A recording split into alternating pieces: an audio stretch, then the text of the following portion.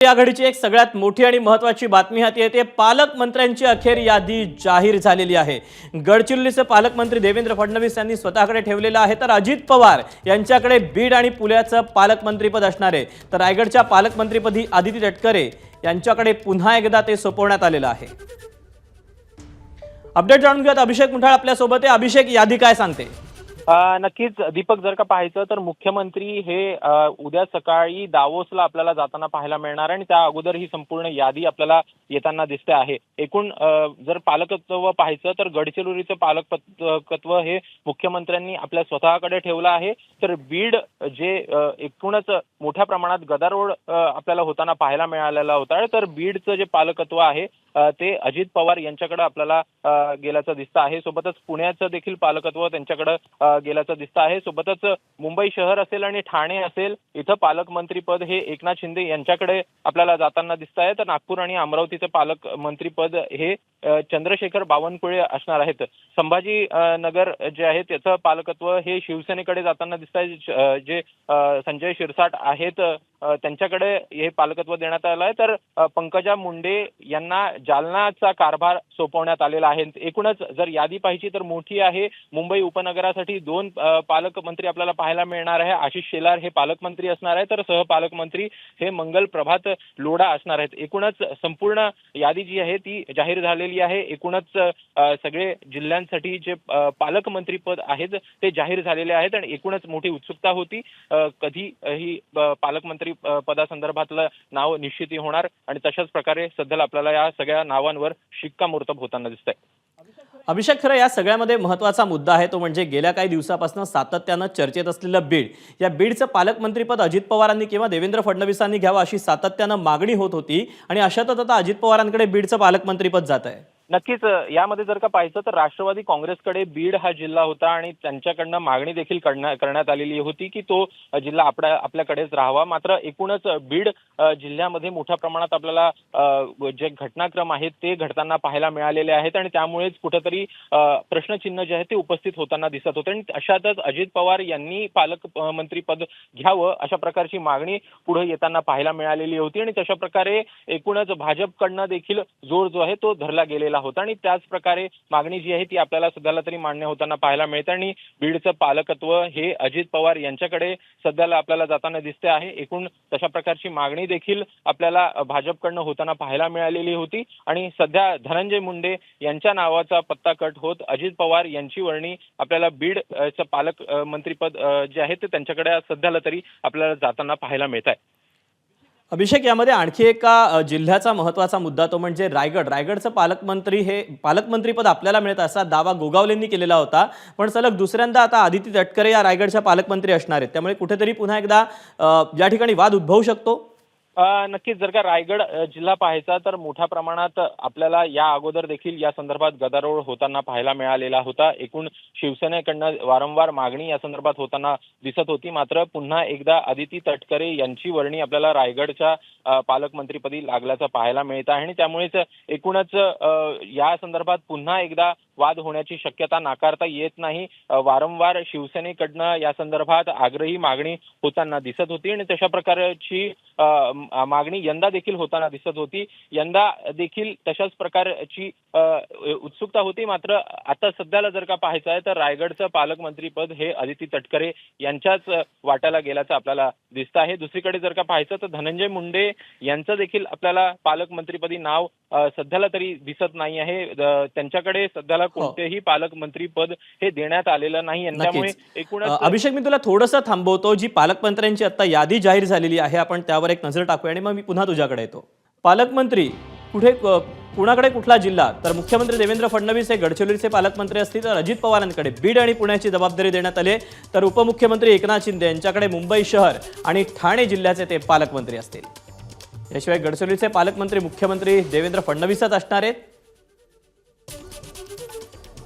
तर बीडचे आणि पुण्याचे पालकमंत्री म्हणून अजित पवार जबाबदारी पाहतील, तर मुंबई शहर आणि ठाण्याचे पालकमंत्री म्हणून उपमुख्यमंत्री एकनाथ शिंदे यांच्याकडे जबाबदारी देण्यात आली, तर रायगडच्या पालकमंत्रीपदी पुन्हा एकदा आदिती तटकरे या विराजमान झाल्या आहेत, तर नागपूर आणि अमरावतीचे पालकमंत्री म्हणून चंद्रशेखर बावनकुळे यांची वर्णी लागली आहे, तर अहिल्यानगरचे पालकमंत्री राधाकृष्ण विखे पाटील असतील। आपण पुन्हा एकदा अभिषेककडे जाऊयात. अभिषेक, मुंबई शहर आणि ठाणेचं पालकमंत्रीपद उपमुख्यमंत्री एकनाथ शिंदे यांच्याकडे गेलेलं आहे. याशिवाय उपनगराचे देखील 2 पालकमंत्री ठेवण्यात आलेले आहेत. काय नेमकं कारण असावं, काय वाटतंय?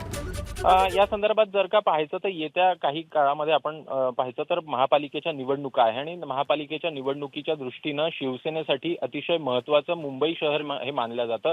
त्याला कुठेतरी टक्कर देण्यासाठी मुंबई शहर हे अगोदर देखील शिवसेनेच्याच वाट्याला होतं आणि मुंबई उपनगरामध्ये भाजपच्या वाट्याला हे आपल्याला येताना पाहायला मिळालेलं होतं. एकूणच यंदा महापालिकेच्या निवडणुका आहेत आणि त्यामुळे भाजपकडनं 2 पालकमंत्री पद जी आहेत ती मुंबई उपनगरासाठी आपल्याला दिल्याचं पाहायला मिळत आहे. आशिष शेलार यांची वर्णी आपल्याला पालकमंत्रीपदी लागलेली आहे, तर सहपालकमंत्रीपदी मंगल प्रभात लोढा यांची वर्णी लागल्याचं पाहायला मिळत आहे. एकूणच निवडणुकीच्या दृष्टीनं अतिशय महत्त्वाचं असं मुंबई मानलं जातं आणि त्यामुळेच कुठेतरी महायुतीकडनं आपला होल्ड राहावा यासाठी हे 2 पालकमंत्री पद जे आहेत ते मुंबई उपनगरासाठी आपल्याला पाहायला मिळत आहे. तर मुंबई शहरासाठी खुद्द उपमुख्यमंत्री एकनाथ शिंदे यांनी आपलं स्वतःकडे पालकमंत्रीपद ठेवलेलं आहे. येत्या काळामध्ये मुंबई महापालिकेची कामं कशा प्रकारे होतात हे बघणं देखील महत्त्वाचं असतं आणि त्या अनुषंगानेच उपमुख्यमंत्र्यांनी हे पालकमंत्रीपद घेतलेलं असेल असं देखील बोललं जात आहे. अभिषेक, नाशिक जिल्ह्यामध्ये जर पाहायचं झालं तर गिरीश महाजन यांच्याकडे पालकमंत्रीपद देण्यात आलेलं आहे. आगामी कुंभमेळा असेल किंबहुना कृषी मंत्री माणिकराव कोकाटे किंवा इतरही मंत्री असतील, या कुठेतरी राष्ट्रवादीत जो सुरू असलेला वाद पाहता हा वाद टाळण्यासाठीच पुन्हा एकदा भाजपकडे हे पालकमंत्रीपद दिलं गेलं असावं. नक्कीच जर का माणिकराव कोकाटेंना पाहायचं तर नंदुरबार जिल्ह्याच्या पालकमंत्रीपदी त्यांची आपल्याला वर्णी लागल्याचं पाहायला मिळत आहे. नाशिकमध्ये गिरीश महाजन यांची वर्णी दिसत आहे. एकूणच नाशिक हा जिल्हा भाजपचा होल्ड आहे. मोठ्या प्रमाणात भाजपचे आमदार तिथं आपल्याला सध्याला पाहायला मिळत आहेत आणि भाजपकडनं हा जो पालकमंत्री पद आहे, जो जिल्हा आहे तो हातातनं न जाऊ देण्यासाठी स्वतःकडे हे ठेवल्याचं आपल्याला पाहायला मिळत आहे. जसं तू आता बोलतोय, येत्या काही काळामध्ये कुंभमेळा असेल किंवा इतर कामं असेल ही देखील आपल्याला मोठ्या प्रमाणात नाशिक जिल्ह्यामध्ये होताना पाहायला मिळतं आणि त्यामुळेच डीपीडीसीसाठी तो देखील फंड महत्त्वाचा असतो आणि त्या अनुषंगानंच जे उत्तर महाराष्ट्रामधलं नाशिक जिल्हा आहे तो अतिशय महत्त्वाचा हा भाजपसाठी आपल्याला पाहायला मिळतो आहे. दुसरीकडे जर का पाहायचं तर नंदुरबार मध्ये माणिकराव कोकाटे असतील यांची वर्णी आपल्याला पाहायला मिळत आहे. सोबतच जळगावमध्ये देखील गुलाबराव पाटील हे पालकमंत्री असणार आहेत. त्यामुळे एकूणच जर का पाहायचं तर नाशिकसाठी भाजप आणि भाजप इक्वल टू नाशिक अशा प्रकारचं आपल्याला समीकरण हे पाहायला मिळतं आणि तशातच गिरीश महाजन हे आपल्याला सध्याला पालकमंत्रीपदी त्यांची वर्णी लागलेली दिसते. जर कोकणाचा विचार करायचा झाला तर सिंधुदुर्गचा पालकमंत्रीपद आता नितेश राणेंकडे देण्यात आलेलं आहे. म्हणजे स्वाभाविकच राणेंनी आपला गड राखलाय. तर नक्कीच एकूण या अगोदर जर का पाहायचं तर रवींद्र चव्हाण ही आपल्याला तिथं पाहायला मिळत होते, मात्र रवींद्र चव्हाण यांना मंत्री पद गमवावं लागलं आणि एकूणच कार्याध्यक्षपदी त्यांची निवड आपल्याला होताना पाहायला मिळालेली होती आणि त्यानंतर नितेश राणेंकडे आपसुकच तो भाग जो आहे तो आपल्याला जाताना पाहायला मिळतो आहे. मंत्रीपद असेल किंवा मग पालकमंत्रीपद असेल हे सिंधुदुर्गसाठी आपल्याला नितेश राणे यांच्याकडे जाताना दिसत आहे. तर रत्नागिरीसाठी उदय सामंत यांची वर्णी देखील आपल्याला इथे लागताना पाहायला मिळत आहे. एकूण रत्नागिरीचं पालकमंत्रीपद हे अगोदर देखील उदय सामंत यांच्याकडेच आपल्याला पाहायला मिळालेलं होतं, मात्र सिंधुदुर्ग हा जिल्हा अतिशय महत्त्वाचा आहे. मासेमारी असेल, एकूण पर्यटन असेल त्या दृष्टीनं देखील महत्त्वाचा मानला जातो आणि त्या अनुषंगानंच नितेश राणेंकडे तशाच प्रकारचं मंत्रीपद देखील आपल्याला पाहायला मिळतं आणि आता पालकमंत्रीपदी देखील त्यांचीच वर्णी लागलेली आहे. अभिषेक, खरं तर ही सगळी यादी जाहीर होण्याच्या अगोदर जे मंत्र्यांनी शपथ घेतलेली होती, खाते वाटप होण्याच्या अगोदर अनेकांनी आपापल्या जिल्ह्यावर खरं तर दावा केलेला होता. यातलेच एक मंत्री होते ते म्हणजे हसन मुश्रीफ यांनी कोल्हापूरचं पालकमंत्रीपद आपल्याला मिळावं अशी खरं तर त्यांनी तसा दावा देखील केलेला होता आणि पण आता प्रत्यक्षात त्यांच्याकडे वाशिमची जबाबदारी देण्यात आली आहे. नक्कीच वाशिम साठी जर का पाहायचं तर हसन मुश्रीफ यांचं नाव आपल्याला पाहायला मिळतं. तर कोल्हापूरमध्ये देखील ज्या प्रकारची एक रचना ही मुंबई उपनगरासाठी करण्यात आलेली आहे त्याच प्रकारची रचना ही कोल्हापूरसाठी देखील आपल्याला पाहायला मिळते आहे. भाजप आणि शिवसेना या दोघांकडनंही पालकत्व जे आहे ते वाटलं गेलेलं आहे आणि कोल्हापूरमध्ये जर का पाहायचं तर पालकमंत्रीपदी प्रकाश आंबेडकर यांची वर्णी आपल्याला लागल्याचे पाहायला मिळतं आहे. आरोग्यमंत्री प्रकाश आंबेडकर हे पालकमंत्री असणार आहेत कोल्हापूरचे, तर सहपालकमंत्री ह्या माधुरी मिसाळ यांच्याकडे देण्यात आलेला आहे. एकूण यामध्ये पाहायचं तर राज्यमंत्री देखील आहे, सोबतच मंत्री देखील आहे. एकूण संख्या पाहायची तर 42 आहे आणि एकूण जर जिल्ह्यांची संख्या पाहायची तर ती 37 आपल्याला पाहायला मिळते आणि त्यामुळे सगळ्यांना समसमान वाटप आणि जबाबदारी देण्याच्या अनुषंगानं ह्या सगळ्या जी रचना आहे ती सध्याला तरी आपल्याला केल्याचं दिसत आहे. म्हणजे स्वाभाविकच या सगळ्या पालकमंत्री पदाच्या वाटपामध्ये कुठेतरी एक सोशल इंजिनिअरिंग देखील आपल्याला पाहायला मिळत आहे.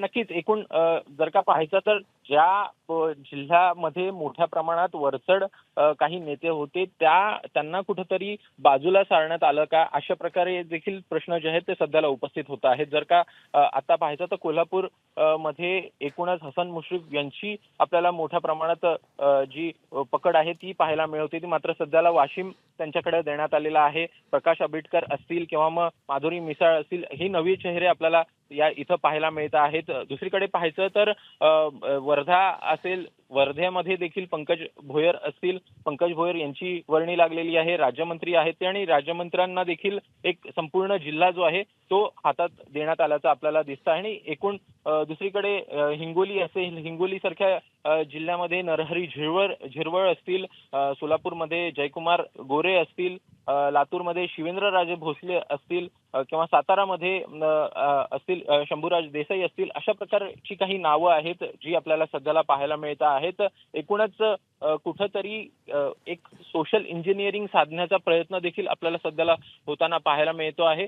दुसरीकडे अकोल्यामध्ये देखील आकाश फुंडकर असतील, हा नवा चेहरा जो आहे तो तिथं आपल्याला दिल्याचं दिसतंय. यासोबतच आणखी एक महत्त्वाचा जिल्हा म्हणजे अर्थात गोंदिया असेल किंवा परभणी असेल. या ठिकाणी देखील गोंदियामध्ये बाबासाहेब पाटील आणि परभणीमध्ये मेघना बोर्डीकर यांच्याकडे देखील ही जबाबदारी देण्यात आलेली आहे. त्यामुळे स्वाभाविकच हे देखील थोडं सरप्रायझिंग आहे. एकूण पाहायचं तर परभणी हा मेघना बोर्डीकर यांचाच जिल्हा मानला जातो. एकूण तिथनंच त्या निवडून देखील येताना आपल्याला पाहायला मिळतात आणि त्या अनुषंगानं परभणी असेल किंवा जालना असेल, ह्या दोन्ही जिल्ह्यांमध्ये बऱ्यापैकी वर्चस्व हे आपल्याला भाजप आणि बोर्डीकर कुटुंबाचं आपल्याला पाहायला मिळत होतं आणि त्या अनुषंगानं जर पाहायचं तर मेघना बोर्डीकर यांच्या वाटेला सध्याला आपल्याला पाहायला मिळत आहे की परभणी हा जिल्हा आलेला आहे आणि त्यामुळे एकूण त्यांची वर्णी लागणार अशी देखील निश्चितता होती आणि सध्या जर पाहायचं तर त्या नावावर देखील आपल्याला सध्याला शिक्कामोर्तब होताना पाहायला मिळतोय. दुसरीकडे जर पाहायचं तर गोंदिया जिल्हा हा बाबासाहेब पाटील यांच्याकडे गेलेला पाहायला मिळतो आहे. एकूण अभिषेक, मी तुला थोडंसं थांबवतो, राहाच आपल्यासोबत मंत्री शंभूराज देसाई आहेत. शंभूराजजी, स्वागत आहे एबीपी माझामध्ये. पालकमंत्र्यांची यादी जाहीर झालेली आहे. अनेकांना खरं तर सरप्राइझिंगली अनेक जिल्ह्यांचं वाटप झालेलं आहे. अनेकांनी दावा केलेला होता, अशा अनेकांचा पत्ता देखील कट होताना पाहायला मिळतोय. काय आपली पहिली प्रतिक्रिया आपल्याकडे? अर्थात स्वाभाविकच साताऱ्याचं पालकमंत्रीपद कायम राहिलंय. नाही, मी या निर्णयाबद्दल माननीय मुख्यमंत्री देवेंद्रजी फडणवीस साहेब, आमचे नेते आदरणीय उपमुख्यमंत्री एकनाथजी शिंदे साहेब, माननीय उपमुख्यमंत्री अजितदादा पवार साहेब, या तिघांचंही मनापासून ऋण व्यक्त करतो, मनापासून त्यांचे आभार व्यक्त करतो. आणि सातारा जिल्हा हा माननीय एकनाथजी शिंदे साहेबांचा जिल्हा आहे. त्यांचं जन्मगाव हे आपल्या सातारा जिल्ह्यामधलं आहे आणि मागच्या टर्ममध्ये आदरणीय शिंदे साहेबांनी माझ्याकडं ते ज्या जिल्ह्यातनं निवडून येतात त्या ठाणे जिल्ह्याचं आणि त्याचबरोबर सातारा जिल्ह्याचं, दोन्ही जिल्ह्यांचं पालकमंत्रीपद दिलं होतं. माझ्या पूर्ण क्षमतेनं त्या दोन्ही जिल्ह्यांचं पालकमंत्री म्हणून काम करण्याचा मी आटोकाट प्रयत्न केला आणि आदरणीय एकनाथजी शिंदे साहेबांनी पुन्हा विश्वास दाखवून माझ्यावरती सातारा जिल्ह्याची जबाबदारी पालकमंत्री म्हणून माझ्याकडे दिलेली आहे.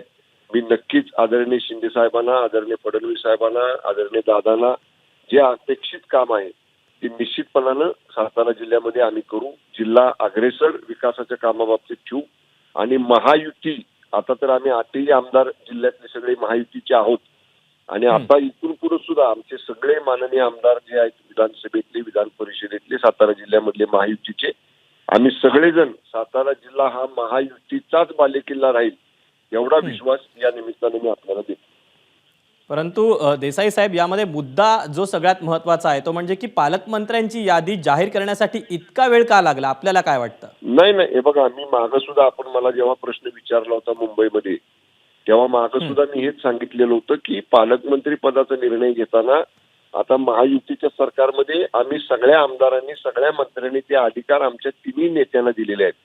त्यामुळं मध्यंतरी आपण पाहिलं की आदरणीय अजितदादा पवार साहेब थोडंसं परदेशामध्ये होते, त्यामुळे ते नव्हते मुंबईमध्ये. आणि मग तिघांचं एकत्र मुंबईमध्ये येणं, एकत्र भेटणं, चर्चा करणं थोडासा त्याच्यामुळेच वेळ लागला. बाकी दुसरं काही नाही. मी पहिल्यापासून सांगत होतो, आम्हा मंत्र्यांच्या मध्ये कुठेही रस्सीखेच नव्हती पालकमंत्री पदासाठी, कुठेही चढाओढ नव्हती, कुठेही स्पर्धा नव्हती. आम्ही तिन्ही पक्षातल्या सर्व मंत्री महोदयांनी अधिकार माननीय शिंदे साहेबांकडे, माननीय फडणवीस नक्कीच. त्यामुळे साहेबांकडे, स्वाभाविकच जी यादी जाहीर झालेली आहे त्याबद्दल तुम्ही खरं तर समाधान व्यक्त करताय. तुर्तास धन्यवाद आपण दिलेल्या सगळ्या सविस्तर प्रतिक्रियेबद्दल. आणि आपल्यासोबत सध्या आष्टीचे आमदार जे बीड जिल्ह्यातून येतात असे सुरेश धस आहेत. सुरेश धसजी, स्वागत आहे एबीपी माझामध्ये. पालकमंत्र्यांची यादी जाहीर झालेली आहे आणि बीडचं पालकमंत्रीपद आता अजित पवारांकडे गेलेलं आहे. काय आपली पहिली प्रतिक्रिया यावर? अतिशय चांगला निर्णय झालेला आहे. आम्ही मागणी करतानाच मुख्यमंत्री किंवा उपमुख्यमंत्री यांच्यापैकी एकानं बीड जिल्ह्याचं पालकमंत्रीपद घ्यावं. या जिल्ह्यामध्ये इम्पार्शियली वागायच्या ऐवजी पार्शियली वागणूक जास्त झालेली आहे. लोकांच्या मध्ये प्रचंड असंतोष या ठिकाणी निर्माण झालेला आहे. हे जे प्रकरण संतोष देशमुखांचं झालेलं आहे, त्या व्यतिरिक्त या जिल्ह्यामध्ये प्रचंड गुंडागर्दी, म्हणजे खेळण्यासारखे वापरले जाणारे पिस्तूल, विनाकारण लोकांच्यावरती होणारे अन्याय यांची संख्या खूप मोठी झालेली होती. याच्यामुळं प्रचंड मोठी दरी निर्माण झालेली होती. ती पुसून टाकायची असेल तर अजितदादांसारख्या माणसाची आवश्यकता होती. कारण बीड जिल्ह्याचं राजकारण, बीड जिल्हा अगदी जिल्हा परिषद लेवलपर्यंतचे कार्यकर्ते हे सगळे अजितदादांना माहीत आहेत. त्याच्यामुळे अजितदादांनी इथं येणं आमच्या सर्वांच्या दृष्टीनं योग्य होतं. जवळपास मला वाटतं 6 पैकी 4 आमदार, हे 7 आमदार आहोत आम्ही पंकजाताईंसह, त्यातले जवळपास 5 आमदार हे एका बाजूने होते की इथं स्थानिकचा पालकमंत्री नसावा, त्याऐवजी अजितदादा किंवा देवेंद्रजी या दोघांपैकी असावा. तर मुख्यमंत्री तर सगळ्याच राज्याचे पालकमंत्री असतात, म्हणून उपमुख्यमंत्री अजितदादांना ही संधी दिलेली आहे. तुमची मागणी आता कुठेतरी पूर्ण होताना पाहायला मिळते. मागणी आमचीच होती, त्याच्यामुळे मागणी आमची मंजूर झालेली आहे, त्याचा आनंद आहे. सुरेश धसजी, धन्यवाद आपल्या सविस्तर प्रतिक्रियेबद्दल. एबीपी माझा, उघडा डोळे बघा नीट.